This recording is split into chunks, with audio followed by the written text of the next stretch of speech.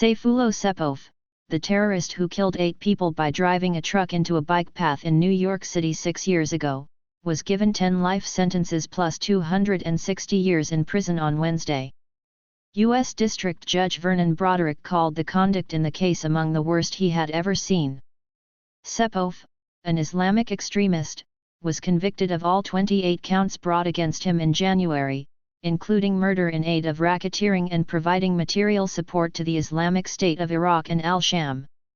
The October 31, 2017, incident also injured over a dozen people, with prosecutors describing the event as the worst terrorist attack since 9/11. Back in March, the jury failed to reach a unanimous decision to give Saipov the death penalty. The jury had deliberated for 9 hours before reaching their verdict. Saipov is expected to serve his sentence at United States Penitentiary, Administrative Maximum Facility in Florence, Colorado. Victims and their family members gave powerful testimonies to the court on Wednesday. Belgian native Marion van Reeth had 2 of her legs amputated because of injuries she incurred from the attack. Reeth addressed Saipov from her wheelchair. "Mr. Saipov, I'm one of your victims, amputated on both legs. I will never be able to walk like you can," Reeth said before breaking down in tears. In an emotional testimony, the widow of victim Ariel Ehrlich told the judge that when she dies and reunites with her husband, she would tell him about how much shame she had in the American justice system.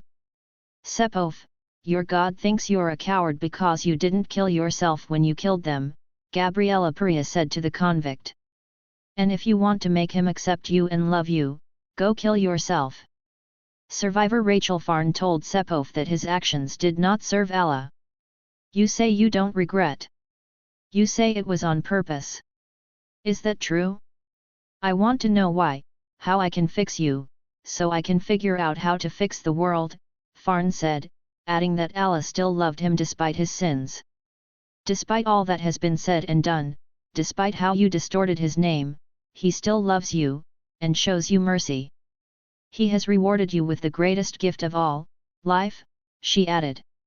When he was allowed to speak, Saipov talked about religion for almost an hour, sticking his hand and finger in the air as he preached until the government interrupted. "I was here in the court during the 3-month trial, and I saw and I heard the victims' families and friends," Saipov said in Uzbek. "Tears of those families of the victims, maybe one handkerchief would hold their tears. But tears and the blood of the Islam population, it would cover way much more place. The courtroom would be filled up with the tears and blood of the Muslim population." The judge allowed Saipov to speak but admonished him for taking up so much time. "I think you need to make your points," Broderick told him.